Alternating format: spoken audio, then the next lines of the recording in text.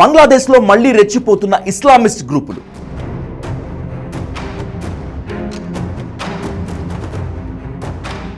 ఆలయం ధ్వంసం, హిందూ మహిళపై అఘాయిత్యం.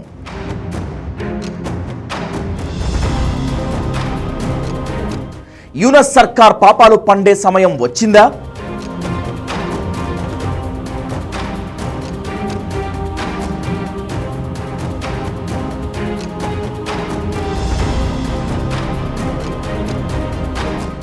జూన్ 26వ తేదీన బంగ్లాదేశ్ కుమిల్లా జిల్లాలోని రామచంద్రాపూర్ పంచకిట్ట అనే గ్రామంలో దారుణం జరిగింది.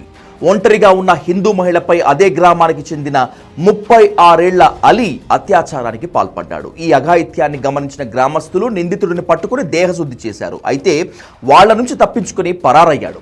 ఈ ఘటన జరిగిన సమయంలో అక్కడే ఉన్న కొందరు బాధితురాల్ని అసహాయ స్థితిలో వీడియో తీసి దాన్ని సోషల్ మీడియాలో పోస్ట్ చేశారు. ఆ వీడియో క్షణాల్లో వైరల్ అయింది. బాధితురాలు పరువు కాపాడాలంటూ వేడుకుంటున్న దృశ్యాలు వీడియోలో ఉండటం తీవ్ర ఆందోళన కలిగించింది. ఈ ఘటన బంగ్లాదేశ్లో హిందూ మహిళలపై జరుగుతున్న హింసపై మరోసారి ఆందోళనను రేకెత్తించింది. జూన్ 29న ఫజోర్ అలీని ఢాకాలోని సయ్యదాబాద్లో అరెస్ట్ చేశారు. జూన్ 30న బాధితురాలని కేసు వెనక్కి తీసుకోవాలంటూ ఒత్తిడి చేశారు. దీంతో తమ ఆందోళనను ఉధృతం చేశాయి హిందూ సంఘాలు.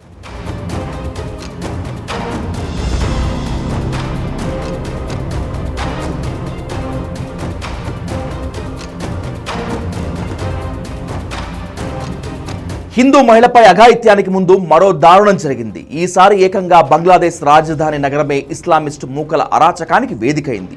ఢాకాలోని దుర్గామాత ఆలయాన్ని ఇస్లామిస్టు మూకలు కూల్చేశాయి. దీనిపై భారత్ తీవ్రంగా స్పందించింది. ఢాకాలోని కిల్జేత్లోని దుర్గామాత ఆలయాన్ని కూల్చివేయాలని అరాచకవాదులు నినాదాలు చేస్తున్నారని తాత్కాలిక సర్కార్ ఆలయానికి భద్రత కల్పించడానికి బదులుగా ఈ సంఘటన అక్రమ భూ వినియోగం కేసుగా చిత్రీకరించి ఆలయాన్ని నాశనం చేశారని భారత విదేశాంగ మంత్రిత్వ శాఖ ప్రతినిధి రణధీర్ జైస్వాల్ అన్నారు. ఈ రెండు ఘటనలు హిందువుల ఆగ్రహానికి కారణమయ్యాయి. బంగ్లాదేశ్లో హిందువులపై జరుగుతున్న దాడులను నిరసిస్తూ హిందూ సంఘాలు దేశవ్యాప్తంగా పెద్ద ఎత్తున ఆందోళనలు చేపట్టడం ఏడాది కాలంగా జరుగుతోంది. ఈ స్థాయిలో జరగటం మాత్రం ఇప్పుడే.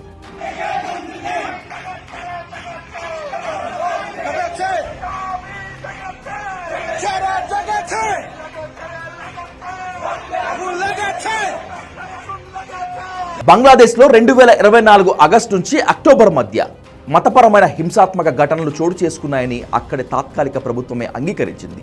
వీటిలో ఎక్కువగా హిందువులపై దాడులే ఉన్నాయని పేర్కొన్నది కూడా.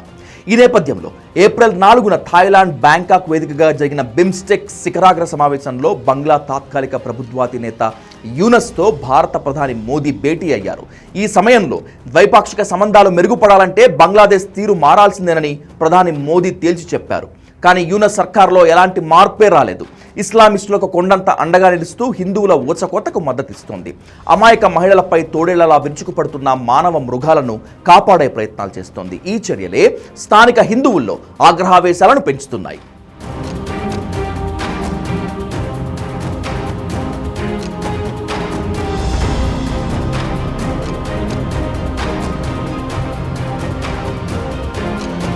ఏడాది కాలంగా జరుగుతున్న ఆందోళనలు వేరు, ప్రస్తుతం జరుగుతున్న నిరసనలు వేరు అనేలా ఉంది బంగ్లాదేశ్లో పరిస్థితి.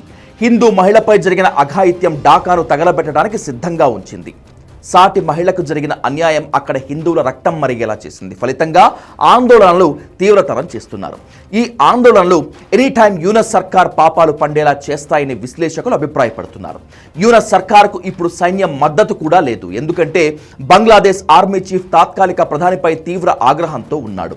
ఇస్లామిస్టులకు యూనస్ మద్దతు ఇవ్వడంపై బహిరంగంగానే విమర్శలు చేస్తున్నాడు. ఇప్పుడు యూనస్ సర్కార్ అంతానికి కావాల్సిందల్లా చిన్న నిప్పురవ్వ మాత్రమే. హిందూ మహిళపై అఘాయిత్యం, దుర్గామాత మందిరం ధ్వంసంతో ఆ నిప్పురవ్వ ఆల్రెడీ రాజుకుంది.